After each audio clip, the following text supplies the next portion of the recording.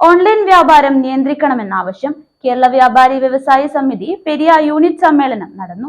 Online വ്യാപാരം നിയന്ത്രിക്കണമെന്നും petrol പമ്പുകളിൽ നിന്നും പെട്രോളും ഡീസലും കാനുകളിൽ വിതരണം ചെയ്യരുത് എന്ന കേന്ദ്ര സർക്കാർ തീരുമാനം പിൻവലിക്കണമെന്നും ദേശീയപാത നിർമ്മാണം പൂർത്തീകരിക്കാതെ ചാലിങ്കാൽ ടോൾ ബൂത്ത് തുടങ്ങാനുള്ള തീരുമാനം പിൻവലിക്കണമെന്നും കേരള വ്യാപാരി വ്യവസായ സമിതി പെരിയ യൂണിറ്റ് സമ്മേളനം പ്രമേയത്തിലൂടെ അധികൃതരോട് ആവശ്യപ്പെട്ടു.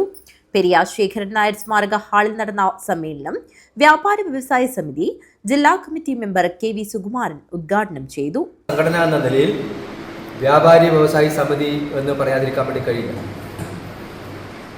നമ്മുടെ രാജ്യത്തെ GDP ആഭ്യന്തര ഉൽപാദനത്തിൽ ഭൂരിപക്ഷവും കൃഷിയിൽ നിന്നാണ് നമ്മുടെ രാജ്യത്തിന് കിട്ടുന്ന വരുമാനം. അത് കഴിഞ്ഞാൽ രണ്ടാമത്തേത്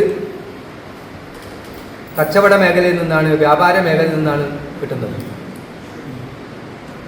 ആ വ്യാപാര മേഖലയിൽ നിന്ന് കിട്ടുന്ന ചെറുകിട വ്യാപാര മേഖല, വൻകിട വ്യാപാര മേഖല എന്നൊക്കെ പറയുന്ന വ്യാപാര മേഖല, അങ്ങാടികൾ, ഇത് നമ്മളെ സംബന്ധിച്ചിടത്തോളം രാജ്യത്തെ 5 കോടി വ്യാപാര സ്ഥാപനങ്ങളുണ്ട് നമ്മുടെ രാജ്യത്ത്. ആ 5 കോടി വ്യാപാര സ്ഥാപനങ്ങൾ ഉണ്ടാകുമ്പോൾ അതിനോടനുബന്ധിച്ച് അതിനെ ആശ്രയിച്ച് ജീവിക്കുന്ന ലക്ഷക്കണക്കിന് കുടുംബങ്ങൾ. യൂണിറ്റ് പ്രസിഡന്റ് അനീഷ് ദീപം അധ്യക്ഷത വഹിച്ചു. SLC +2 വിജയികൾക്കുള്ള ഉപഹാരങ്ങൾ പുല്ലൂർ പെരിയ പഞ്ചായത്ത് 9ാം വാർഡ് മെമ്പർ C ശോഭന വിതരണം ചെയ്തു. ഏരിയ സെക്രട്ടറി KV ദിനേശൻ സംഘടനാ റിപ്പോർട്ട് അവതരിപ്പിച്ചു.